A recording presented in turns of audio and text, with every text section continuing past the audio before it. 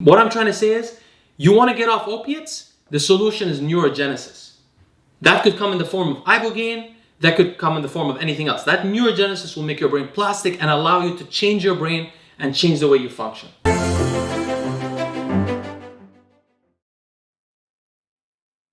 Hello friends, welcome to another session of Q&As, joined by my lovely wife, Lucie. Hi guys. Lucie will be asking me a question of yours from Instagram. The next one is by Di Pietro. How can you help someone get off pain pills besides using expensive treatments like Ibogaine and kratom use? Well, to begin, kratom is not a treatment. Kratom is a leaf, just for those that don't know, kratom is a leaf usually taken from Bali or Malaysia. There are different varieties. The one from Bali is called the red variety. The one from Malaysia is either called the white vein or the green vein variety. Kratom is not a treatment for opioid addiction, opiate addiction. In fact, it's okay. So the plant, the leaves have about like 2% of the leaf matter contains pharmacologically active alkaloids. Of these alkaloids, there are one of them comprises 60%. It's called mitragynine of the content, and another which is called 7-HMG, something like that, comprises a lesser percent, something less than 7%. But these two are particularly well studied. What mitragynine, for example, does is it binds to the opioid mu, kappa, and delta receptors with like 13 times the effectiveness of morphine. They're very, very strong. Something like 13. They're very strong affinity at those receptors, which is why it will reduce the withdrawals, because it's very effective at those receptors. It also blocks 5-HT2A receptors, which are serotonin receptors, and it has an adrenergic effect as well. It agonizes some of the adrenergic receptors, which is an interesting mixture if you can think about it, because the mu. Let's talk about the opioid receptors briefly. The mu receptor is responsible for the analgesic effect of these drugs, which means it relieves some of the pain. On the other hand, the kappa receptor also relieves some of the pain. But in the mu receptor, the mu1 receptor is the one that is more analgesic. The mu2 receptor causes some of the euphoria. And the mu2 receptor is also, by the way, responsible for the gastrointestinal distress that people experience. They can't use the bathroom, and also for the dependency, the physical dependency. So the delta receptor is not as significant in this addiction syndrome. Now, the kratom binds directly to those things. So it's not, I don't see how it could be thought of that the kratom is getting you off the drug. Yeah. Now, some people say that they don't get addicted to kratom. It's weird because a lot of the people I know that use kratom use it every day. I mean, I don't know many people that use it very rarely. Now, there are differences because of the alkaloid quantity, the different kinds of alkaloids. And as I mentioned, even just the mitragynine is adrenergic. So it causes a stimulatory effect. But there are 25 alkaloids. So because of the different mixtures of them, some people will find that the Bali red one is more pain relieving and sedating, and the Malaysian white vein one, for example, is more excitatory. Okay. But it's because they're doing different things with the adrenergic receptors and with the opioid receptors. And keep in mind that the opioid receptors have downstream effects. So the mu receptor, for example, when it's agonized, it causes the transmission of dopamine. So that's how this thing gets addictive. So it's a little confusing to me. Now, the mitragynine is a partial agonist of the mu, kappa, and delta receptors, whereas 7-HMG or whatever the other one is called, this one is a full agonist.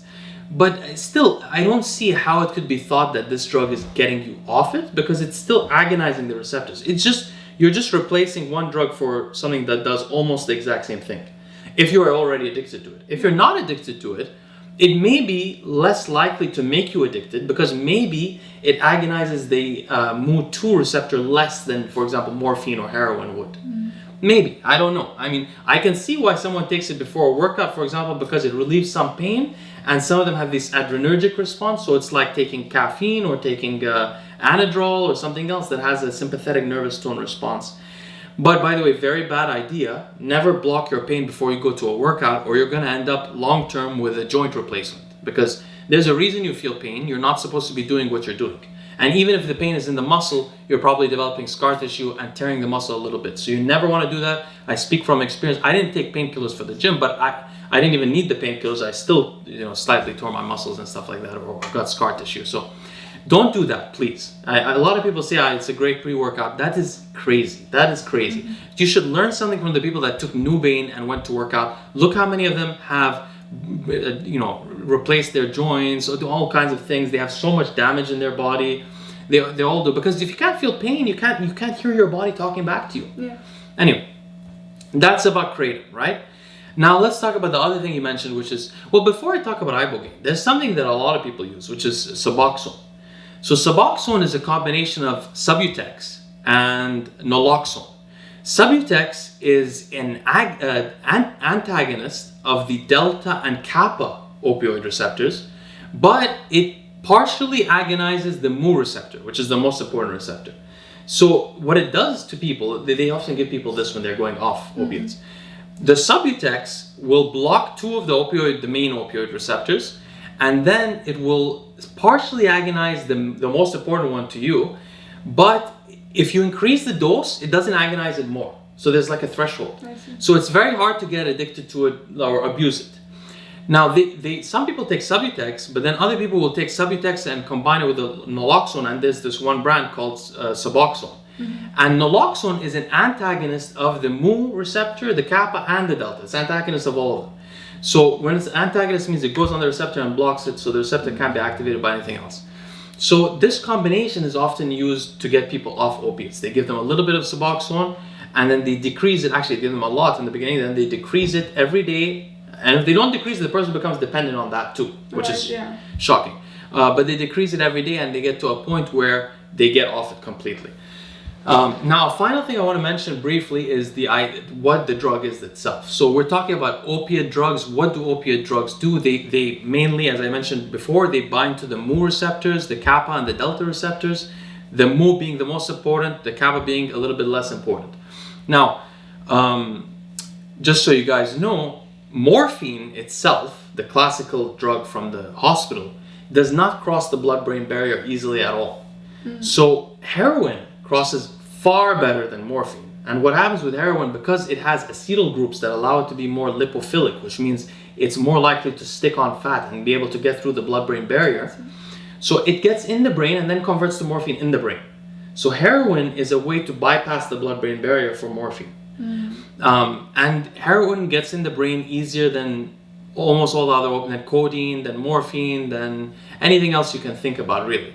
I assume the person who's asking is addicted to heroin, because that's usually what happens to opiate addictions. In the long term, they turn to heroin because it's cheaper and it's like he said, very expensive. Why does he find these treatments so expensive? Because probably he's spending a lot of money on the drugs.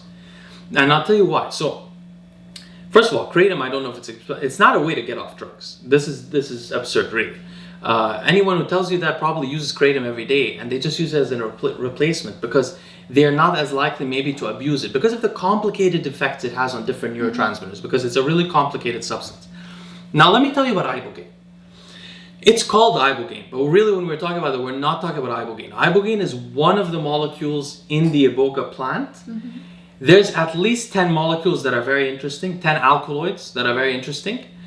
Ibogaine turns into noribogaine in the brain, but there's also ibogamine, which is extremely interesting and also has anti-addictive properties. Now I'm going to tell you guys how I'm going to call this in general Ibogaine because that's what people call it. But when I'm talking about Ibogaine, and if you're going to use it in a country where it's legal to use, and only then, now don't use it if it's illegal, but if it's legal for you to use, don't take the Ibogaine HCl powder, the just Ibogaine, because you're missing out on the at least ibogamine, which also has effect. So you want to take one of the reduced forms, like the TE form that has the alkaloids reduced from the plant matter. And you don't want to take the plant matter because it's inconsistent how much it has in it and stuff like that. So here, let me tell you about this a little bit. So Ibogaine in general, now we're talking about all the alkaloids, is shocking. So it binds to, they've called it a psychoplastic drug. I think that's what they called it. It is an incredible drug. One of the most complex pharmacodynamics in the brain of any drug that we've ever seen. It agonizes the NMDA receptors, the sigma 1 and sigma 2 receptors. It agonizes it causes the transmission of serotonin.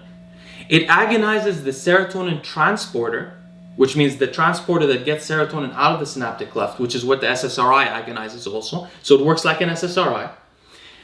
It agonizes dopamine. It agonizes everything, almost every receptor you can think of in the brain. The only one I'm thinking that it doesn't agonize is the glycine receptors. I haven't heard about that, but almost everything else, it agonizes those receptors. So it has a plethora of effects. However, and including the opioid receptors, by the way, it agonizes the mu kappa receptors and the sigma 1 and sigma 2, which the opioid receptors also affect. So what happens is when someone takes Ibogaine, they actually get an agonism of the receptors that they're addicted to using. So they don't go through withdrawal. I see. So that's why they don't go through withdrawal while they're doing it. Now, why do they not want to use it after? Well, there has been some research in this. I've been following this matter closely for several years. I used Ibogaine and the different alkaloids for a long time before I met Amin as well myself. And I found it interesting. I haven't used it too much because the main concern about Ibogaine in general is that it can cause heart arrhythmias.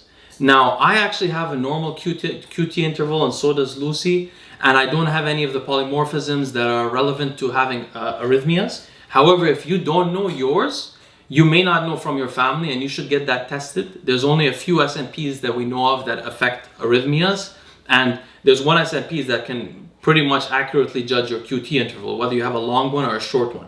Ibogaine changes the QT interval. So if you have a particularly long one or a particularly short one, and if you have arrhythmia polymorphisms, you might end up with an arrhythmia, which is a horrible condition. You don't want to get that. Now, the problem is, taking it at a low dose and taking it frequently can also cause this arrhythmia problem. But also the problem that people don't realize is that taking a low dose doesn't cause the effects I'm about to describe to you. So I've been following the academic research on this subject intensely. There have been two papers that are quite interesting. The first paper is the first one that made it clear that Ibogaine increases glial cell-derived neurotrophic factor, which is GDNF in the brain. GDNF is a neurotrophic factor similar to BDNF. Now a second paper showed that, and this is a very interesting paper, I'll be sure to link it here for you as well. This paper showed that, very interesting, that Ibogaine, and I'm talking about the mixture of them, but Ibogaine increased, again, glial cell-derived neurotrophic factor for sure, and it did this where? In the VTA neurons, which are the neurons that produce dopamine, the same neurons that get destroyed in people with Parkinson's. And so it increases the glial cell-derived neurotrophic factor directly in the dopaminergic area of the brain, the area where that causes addiction. So it causes, and what happens when you have a growth factor, guys? When you have a growth factor, you immediately get plasticity. Plasticity meaning your brain can reorganize itself. So it increases the GDNF in the VTA neurons. It also increases pro-BDNF, which means the protein that's created before BDNF in the nucleus accumbens.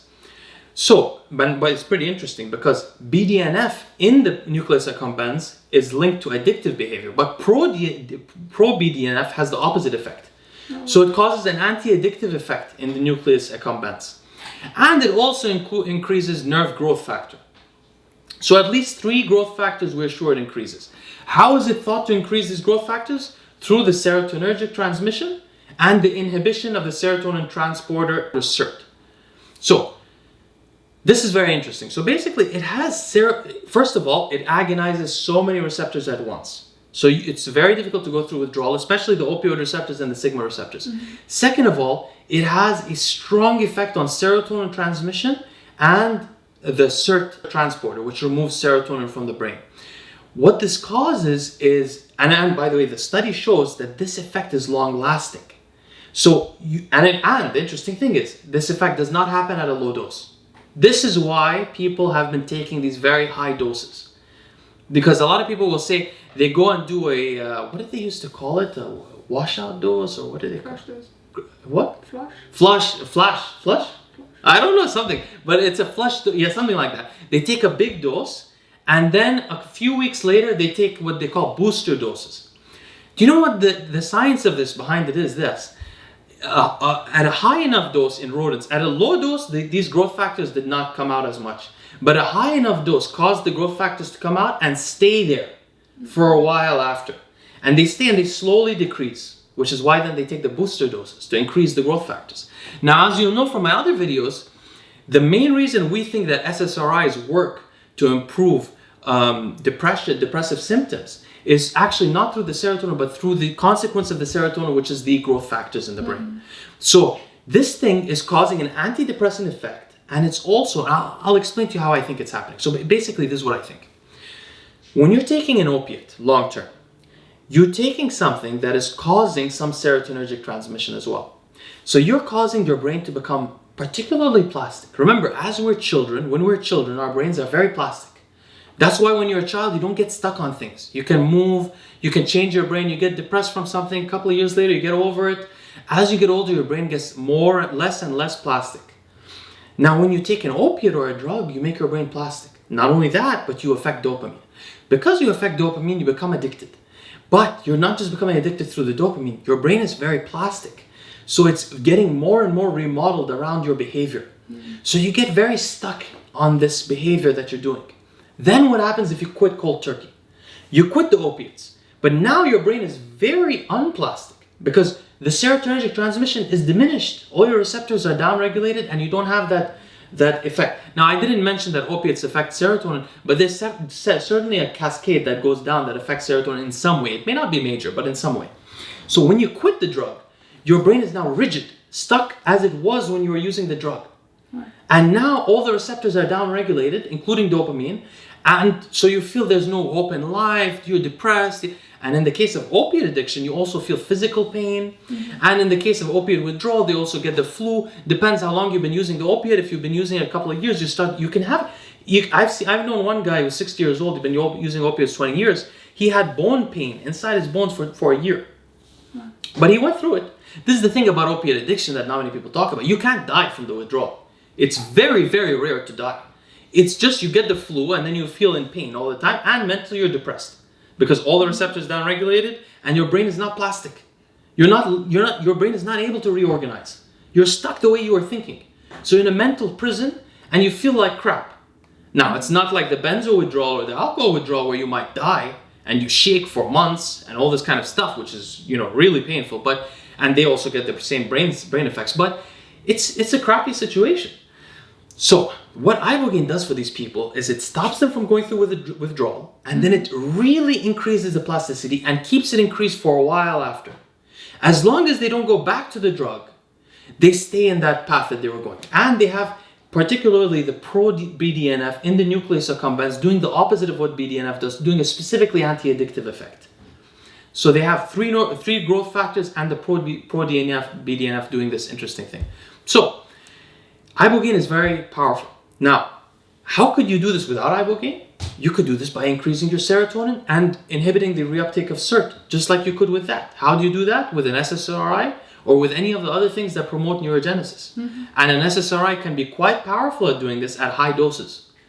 So if you get to a high enough dose, your brain will get really plastic. The problem is this. If you start the SSRI while on the opiate, you're going to get some of that increased plasticity while on the opiate, which you don't want. So when you quit the opiate and you start the SSRI, it's going to take you about 3 months for this the growth factors to start. You need to go through this 3 months, so it's difficult. So I would never advise someone to take, first of all, I don't give medical advice, I'm not a doctor, and these things may be illegal where you live, and if they are, don't take them, and in the SSRI, only take it with a doctor's prescription. But what I would say is, never take booster doses of Ibogaine. This is crazy. There's no need to do that. You might want to take Ibogaine, as in the TA Ibogaine, the total alkaloid version, once, and then a month down the line, or right after you take it, start taking the SSRI. And then afterwards, the SSRI builds up in you and you get those nerve growth factors and the BDNF and all that stuff, which produces an antidepressant effect and allows your brain to be plastic. So if you make lifestyle changes, because it's all dependent on you at the end, if you don't change your life, if you go hang out with the same people and do the same crap, your brain will be plastic and it'll be adapting to what you're doing. But if you go to start doing a degree or start working somewhere, change your life completely, join Alcoholics Anonymous if you need to, join a religion, which is similar. Alcoholics Anonymous is basically a religion without because it's actually Alcoholics Anonymous is based on religious principles. Do something like that, your brain will become plastic and will be able to do that. So, but I would do a high dose SSRI, not medium. So for example, if you're under a psychiatrist supervision, if I was doing this, I would take, for example, I am more familiar with the dosages of fluvoxamine. I would take 150 milligrams of fluvoxamine at the least. So it's a significant dose, but it will cause in 3 months a lot of growth factors in your brain. Now the Ibogaine, he says, is very expensive. It's not. It's $700 or so. You can get Ibogaine from Reddit, so not get it from Reddit, but you can learn everything you need to learn about Ibogaine from the Reddit forum, which is where I learned everything myself originally, called r/Ibogaine. You go there, you'll learn about all the different dosing protocols. You spend hours and hours there, learn everything. You'll learn about the different vendors of Ibogaine that bring it out from Africa. Hopefully it's legal where you're at, which is the only way you should take it. And you can learn everything you need. And the whole flood dose, it's called flood. The whole flood dose costs about $700 or so, I think. So you can accumulate $700. I know that being an opiate addict, you have to spend so much on the opiates that you're taking, but you can figure it out. If you get $700, you'll get the whole flood dose, and all you need is someone to watch you there in case you have an arrhythmic effect, to call the police, to call the hospital. But you know, if you have this effect, to be honest with you, it may never get fixed if you go to the hospital. So the most important thing, because you may just have an arrhythmia for the rest of your life, like many people do. So you may really want to check those, just a few polymorphisms on your genes. There's only like 6 or 7 that you need to check, and see if anyone in your family ever had an arrhythmia, because it could give you an arrhythmia. Now, you don't have to do that. If you want to, what I would call like just man up and grit your teeth through it, you're not going to die from the withdrawal. You just take the high dose SSRI and you do a couple of other things under the supervision of a psychiatrist. For example, if I was you, I would take a adrenaline blocker, because you don't want to feel anxiety when you stop. So I would take a beta blocker, I would take a high dose SSRI, and I don't think I would do anything else. I would do a lot of other things for neurogenesis, but there's too many things to list. But basically you focus on the neurogenesis. That's your key. What I'm trying to say is, you want to get off opiates, the solution is neurogenesis. That could come in the form of Ibogaine, that could come in the form of anything else. That neurogenesis will make your brain plastic and allow you to change your brain and change the way you function. If you change the behavior. If you change the behavior. If you keep doing the behavior, the same by behavior. Exactly. And if you keep doing the behavior with the SSRI, That's it's even worse, because the SSRI causes more growth factors than the opiate does for sure. So if you do the opiate while taking the SSRI, you're going to become really, really adapted to the opiate, as if you're not already. So this is basically my non-medical advice on the subject, is that kratom is not a way to get off it. Kratom is a strong agonist. It's a complex thing. It has adrenergic effects and stuff like that, but it's a strong agonist of the mu receptor, which is your enemy. Mu is what you're addicted to more than any other receptor. The mu opioid receptor is your enemy, and that thing is agonizing it. The Subutex is also agonizing it slightly, but the naloxone is antagonizing it. So you combine that together, Suboxone, you sort of block it it's just sort of a way to get off it. I never really studied morphine, but morphine is a very interesting one, very difficult to get off. I really wonder what its pharmacodynamics are. But Ibogaine is not expensive, and if you take Ibogaine, you only need it one time. Don't get like those people that take a booster, I don't know what, you keep putting your heart at risk for a long term. The SSRI is very powerful. It's no joke, and its power is through these same growth factors. All right, guys, I hope this was helpful. I think this is the first time that on YouTube somebody has covered the pharmacodynamics of the Ibogaine molecule and ibogamine and the related molecules. I hope this helps for you that are interested in neuroscience or the people that are into opiates. See you next time.